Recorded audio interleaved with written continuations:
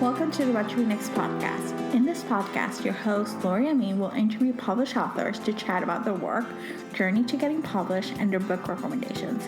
If you share a passion for books and always looking for your next read, then join us. Hi, Sarah. Welcome to What to Read Next podcast. Hi, Laura. Thanks for having me. So happy to have you here. Just tell us a little bit about yourself.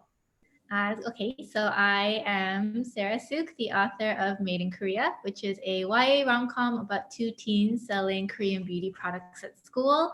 I live in Vancouver, Canada, where I was born and raised. Other than a brief window of time where I lived in Seoul, South Korea, once during university and once after, I've been here in Canada my whole life. Oh my gosh. So you're very familiar with the K-beauty product. And the K-pop and the whole... Yeah, that Korean culture, pop culture, I guess I should say, specifically for this book. Yes, very familiar, love it, have always loved it. So talk to us about the whole, because I think it's a whole brand new world. Like, I'm familiar because I was in New York and I went to Koreatown, and like I did enjoy some face masks, but I'm not as like fiend as these high schoolers who are like buying them like it's like in contraband, So talk to us about that whole culture and like the whole world of Korean beauty, K-beauty and K-pop and Yeah, it's definitely a huge culture for sure. I remember living in Korea and going shopping, and there would just be like blocks and blocks of makeup stores, and it's such a huge, I don't even know if this is the right word, but movement, I want to say, like this whole movement. I will say though, for K-beauty, it's interesting because I personally don't use a lot of K-beauty products because I have a skin condition called eczema. So I have really sensitive skin, can only use stuff that the dermatologist recommends. And because of that, I can't experiment with a lot of different products. But this book was kind of like my way of using different K-beauty products without actually using them. So I did a lot of research on that and just kind of, diving into the world of like the 10-step skincare routine and all the different scented things and non-scented things and floral things and food themed things there are. It really opened my eyes. And also to see like the collaboration between a lot of K-pop stars and K-beauty products was very interesting for me to learn about as well, because there's so much crossover too. Yeah, there was that West job was like basically K-pop, lip balms, and face masks, So it was like it's a different business altogether, as you pointed out. It's true. It's so different. And as a huge, I would say just from a personal standpoint, I'm more familiar with the K-pop world than the K-beauty world. But in high school, I was like such an avid fan of so many groups that at that time, had they had their own lip balm line, I would have like bought everything. I would have bought all their stuff, even though I couldn't use it. I would just like buy it all and like display it on a shelf or something. Yes, I love this. I felt like it was just like a good immersion of this world and like seeing like seeing in a sense of like like how it can be like Americanized. It's an American high school, but they're entrepreneurs and they're like we're importing, we're distributing products that are like they're high commodity that people want to have. And so like exploring a culture about Korean culture, like K-pop and K-beauty and even, the whole world that's out there. For sure. It's very interesting because like obviously right now Korean pop culture such as beauty products and dramas and music is so popular and as you said, in such high demand. But when I was in high school or even elementary school, high school, that kind of time period, like nobody really liked that kind of stuff. And I remember loving K-pop and showing my friends all these like K-pop things. And they were like, what is going on? Like, why are you showing me this? So in a way, it was very gratifying for me to write about Korean culture and Korean products and Korean music and Korean things just in a book that it's celebrated and it's kind of cherished in that way. So that was really cool. And also I loved obviously seeing Korean American characters kind of like take advantage of it for themselves and like capitalize on it to fulfill their dreams, Yeah, yeah, they capitalize it. They're like, oh, we're making money. We're like, I need to make money to go to school or college or Paris or something. Like, Yeah. I'm just gonna start like I get these for free. I'm gonna resell them. Yeah. You know? Innovative. They're using what they have, so Yeah. props to them. So I love this. So let's see. What made you decide to write a YA book? Did you read YA growing up, or like, or even recently? Are you a YA reader, or were you just like you wanted to explore first, and YA setting seems to be a good place to write a book? I would say I am definitely a YA reader and have always been a YA reader. I don't think when I was growing up, I don't think I was familiar with the term YA. I think it's maybe a little bit newer in the Mm-hmm. past, however many Yeah. years. Yeah, but growing up, I did love all the stories featuring kids and teens. So what we call today middle grade and young adult. I definitely gravitated towards those stories when I was that age, and even when I wasn't a kid anymore or a teen anymore, I did find that I went back to those stories a lot, or they stuck with me a lot because they were the ones that shaped me. And I just love stories for youth because I feel like it really opens up the world. Like when you read these books, it feels like it opens up the world in a way that's fresh and new. It feels like your first time stepping out of your comfort zone or your first time seeing who you could be. And I think that Kidlit really offers that in such a unique and kind of a wondrous way. Like it really opens your eyes to the wonder in the world, while also sometimes being able to tackle really difficult subjects too and harder things about life. And I've always appreciated that about this age group. I love this. And so you wrote a rom com. So I got to ask questions. A woman's reader. Were you a rom com fan? Like, what was your favorite go to rom com? Was it films? Was it books? Or like, where did you get your rom com inspiration? Oh, that's such a good question. And I love rom-coms. I think I've always loved rom-coms. They're so much fun. I remember, I guess, um, as a teenager, I remember reading the Princess Diaries a lot. Like Mhm. that's one example that comes to mind that I really enjoyed. Obviously, in terms of movies, I really loved 10 Things I Hate About You. I think it Mhm. kind of stands out to me as like a classic rom-com that I loved. And I still love watching rom-coms and reading rom-coms today. Like one of the rom-coms that I read in the past year that I love is Today, Tonight, Tomorrow by Rachel Lynn Solomon. That I think is just such a great YA rom-com. It takes place at the end of senior year and is a 24 hours enemies to lovers scavenger hunt in Seattle. Like it's just so much fun. And I think rom-coms are just, even though you know that it'll be a happily ever after most of the time, unless it's a very subversive book or movie, even though you know, like it's still such a journey to figure out like how does it happen, and to see the two characters banter with each other, like when their hands kind of touch for the first time, and you're like, oh my God, did their fingers just touch right now? Like, what's happening? And I love that tension. I think it's so much fun, and I love that it's kind of shed in like a funny light, like a funny, jokey, comedic light too, which I think is just such an enjoyable ride. When I watch a rom com, it's like over in like 10 minutes. I feel. Mhm. Yeah, I have to say I'm like a huge fan of rom-coms. And I love the resurgence of like we're seeing them in YA. Like all these like cute rom-coms are happening, or like enemies to lovers, or like little first, or like really heightened emotions, and you take to the journey, and then you see like they're gonna be fine. They're gonna be Mhm. together, and it's just happy for now. Like we're not expecting them to get married. Like that's like a little too much, but we're expecting them to be like together first year of college. Like it's kind of cute.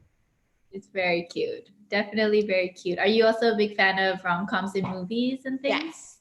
Mhm. Yes, I have to say, like I grew up in the 90s, and so the 90s were a good year, like a good decade for rom-coms. Like, we got 10 Things I Hate About You, we got An Urban Kiss. And so like there's so many good Pretty Woman, like there's so many good ones.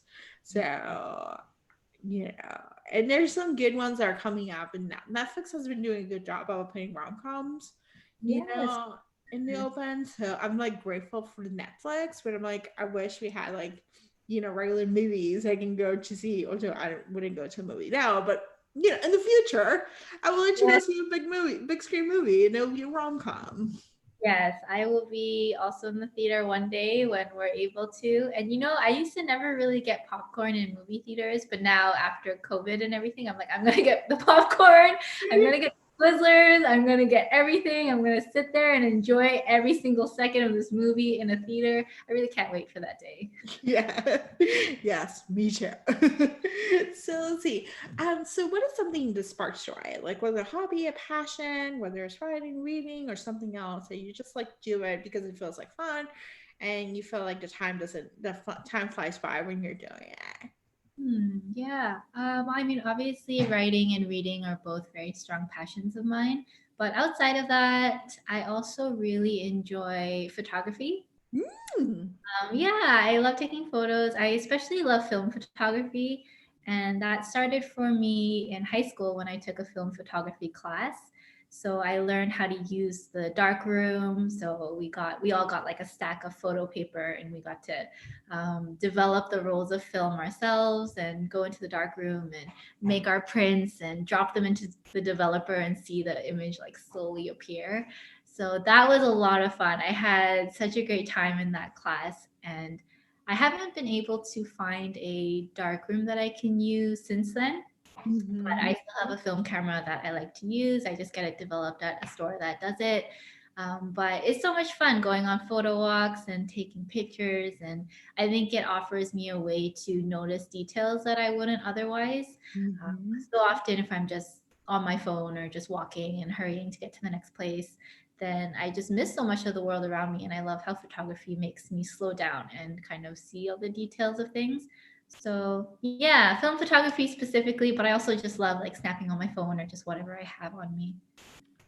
I love this. I think film photography can be kind of like a surprise. Like I just remember getting those disposable cameras and taking them in college and taking a bunch of pictures and then like dropping them off and be like surprised at like what comes up because you don't remember. You're not like this instant gratification. Like what did you just do? And you have like all these pictures. You're like, oh, I did not realize I took a picture of so and so, or oh my gosh, this is like another picture that I didn't realize I had. Yeah, definitely. I love that part of film photography just because like you have to finish the whole roll before you get it developed. And it's such a surprise sometimes because if you don't take it every day, then sometimes you have photos from like months back and then you look back on it and you're like, oh my gosh, I forgot that happened. I forgot that I took a photo of that. And it's like almost like a little mini time capsule in your camera. So I really love it. It's such a surprise. Also, sometimes disappointing when a photo that you're really excited about like doesn't turn out at all and you're like, oh, that was very disappointing, but at least I have it in my mind as a memory. Yeah. Oh my gosh. Yeah, that's true. I Mhm. love this. Oh my gosh. And so I take you're good with Instagram, like taking pictures or I do love Instagram. I like how it offers a platform to share photos and also to connect with people like globally, which is really cool. So Mhm. yes, I do love Instagram. Probably spend way too much time on it though. Same here. Same here. It's it's one of those things. I'm like, but I like all the pretty pictures. So I feel you. So what has been the process of writing in the pandemic? Has it been easier, harder, or just basically nothing has changed? Or Mm. everything has changed and you're like, oh my gosh, I'm ready for this to be over. Oh, nothing has changed and everything has changed is such a good way to put it for me Mhm. in a way. Yeah, I think that in the nothing has changed side of things, my work has not been affected at all, so I can still write from home, and that's great. I have a few other side jobs that I do as well, but they're all online, so that's great too. So in terms of that, I'm very thankful that my job hasn't been affected and that my home can accommodate me doing all this work. So, in that sense, nothing has changed, and I'm very grateful for that. In terms of the everything has changed, obviously, globally, everything has changed. And Mhm. it is such a mental battle every day, it feels like almost, depending on the day. Like, there's good days and bad days, it feels. But I will say for myself, it is a mental battle sometimes to just sit down and write and to engage creatively in that way all the time when so much is going on outside and globally. And yeah, and like quite grim news all the time, like every time you turn on the news. So that I think has been hard to focus more so than in previous years for myself personally. And yeah, and I miss writing in cafes and libraries and and going on writing dates. I have a few writing friends in the city and we would meet up, get a tea, do some writing, and I do really miss that and I look forward to that a lot. So I would say nothing has changed and yet everything has changed. Yeah, I agree. I feel like it's just like it's one of those things where it's like life has changed in many ways, but there other stuff is still the same. Like, and then it feels like Groundhog's Day. Like every day is the same. Like I don't know what day it is. Like, is it a Monday? Is it a Friday? Like, because we're not going anywhere. Like, we're not doing all the exciting stuff of like going out and do this, do that. Like you might go for a walk every day and you're like, oh, it's the same thing. Yes, it's so true. And I think that has been so challenging in a way to feel like you wake up in the morning and then you do work in your home and then you take a break in your home and then you have dinner in your home and then you sleep in your home. And so there's no real sense of differentiation, I guess, in your day. And so they all kind of bleed together. So in that sense, I think it is, again, back to kind of like the mental battle. Like I don't know if we were meant to just live one long day. And that's very much what I feel like 2020 and 2021 has felt like. It almost felt like one long day. So that is a weird way to think of it, but at the same time life keeps rolling in different ways and life keeps moving along. So yeah, it's always kind of, I think, a push and pull for me in terms of trying not to get sucked too deep into the kind of the spiral of COVID grimness, because it does get very grim and very heavy very fast.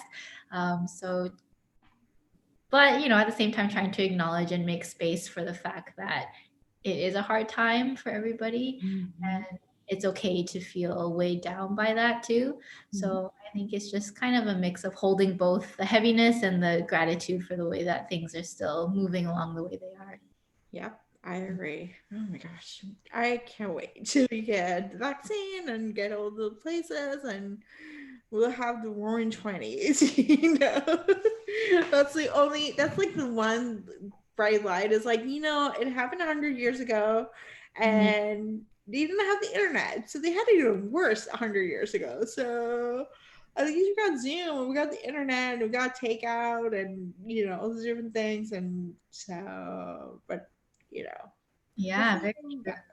Yeah, I can't imagine what it would be like to have to quarantine without having any texting or Zoom or FaceTime or anything like that. Like I can't imagine what that would be, what would have been like. yeah, I feel for that. So, Yes, me too. yeah. So let's see. Oh, let's talk about Made in Korea. So we talked briefly about it, but let's do the elevator pitch. What should our audience to expect about reading about? Yes, so Made in Korea is a YA rom-com about two teens selling Korean beauty products at school and going head to head to outsell each other, but maybe falling in love along the way. Maybe, just maybe. I don't know. It's a bit enemies to lovers for those fourth graders who are looking to, Yes, rivals, opposites attract, banter. yeah, all that good stuff that I love that I mentioned. Although I will say that Valerie and Wes, who are the main characters, I don't know if they ever really hate each other's guts. I would say they're more so like rivals, business rivals to maybe potentially lovers. But they do kind of follow along that same trope around like, we shouldn't, but should we? Yeah, the tension is there. You're just like, they should just get it over with, talk to each other. And you're like, no. They're like, no, we're not doing this. We're going our way. Because they're like really, Valerie was very like strong. She was a strong heroine. She was like, oh no, I'm not letting you like beat me, Like, so. Yeah, very strong willed, knows what she wants, and doesn't want anyone to stand in her way. And Yeah, and I think there's also for her a level of like a pride thing. So her K-beauty business was set up first, and West Jung is the new kid in school who kind of is competing with her for the throne for the best Korean beauty business in their class. Um, so there is probably a sense of pride there, like, excuse me, that's my throne. Don't touch it. Don't touch that crown. That's mine. So she's, she knows what she wants, and she's there to protect it. Yes, she does. So I love this. So everyone should pick up the book and read it and enjoy it and enjoy some Shark Tank, competitions as well as like some good rivals to lovers, romance. Yes, definitely. Definitely pick it up if you like that kind of thing. Yeah. So what are you working next? What am I working on next? So I don't tend to share too much about what I'm working on while I'm working on it, but I will say that what I'm currently working on is another YA, but it's quite different in tone than Made in Korea. So it's not a rom-com, but I hope that people who enjoyed Made in Korea will still find things to enjoy in it. It's a lot more family centered, I would say. I love it. Oh, I'm so excited. So let's chat some book recommendations. What has been a book that you read this past year or last year or at some point that you can't stop thinking about, can't stop gushing about, and you're like, oh my gosh, everyone should read this book? Oh yeah, I read so many good books lately, I feel. But off the top of my head, the most recent books I read, there's two of them that I'll talk about. Is one is The Silence of Bones by June Her, which is a YA Korean historical murder mystery. Oh, Yes, wow. yes. I saw your eyes just get bigger. That was me. When I was holding the book, every page, my eyes were just like getting bigger because there was just so much. There were like these plot twists, and it was so atmospheric and very beautifully written. So I would definitely recommend that. And then the other book that I recently read was actually a memoir. It's called Know My Name by Chanel Miller. Mm-hmm. And yeah, it's about the Chanel Miller. She wrote about her experience being sexually assaulted on the Stanford campus back in, I want to say 2015. I'm sorry if that's Yeah. incorrect, but yeah, she wrote a memoir about it. And it's so powerful. It's such a powerful book. And her writing is just very brilliant, I want to say. I can't think of another word to describe it really. It's just really brilliant and well written, and just straight from the heart. It feels like very like raw and vulnerable and strong. And it also offers such a deep look into the kind of the corruption and the cracks in the justice system, the criminal justice system, and how it runs. So obviously it's a lot of heavy material because it deals with sexual assault. So it could be, that's a kind of like a content warning for some, but for those who are able to pick that up or want to pick it up, I would really recommend that one. It's a very powerful book. I love this. And you should follow her on Instagram. She does like the best, like, and suppose like little doodles, and like they're really touching and they're really timely, where we are.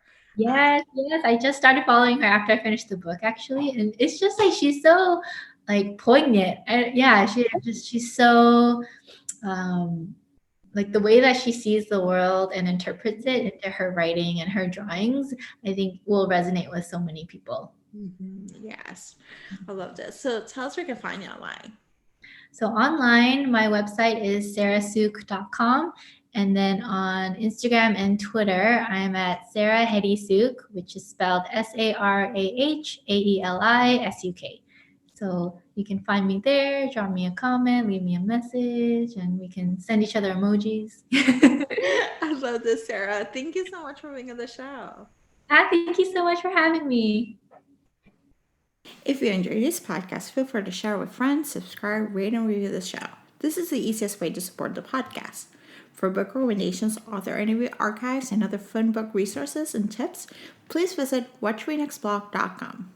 The Watch We Next podcast is part of the Frolic Network. To discover new shows to listen and love, please visit frolic.media/podcast. Thank you so much for listening and have a great day.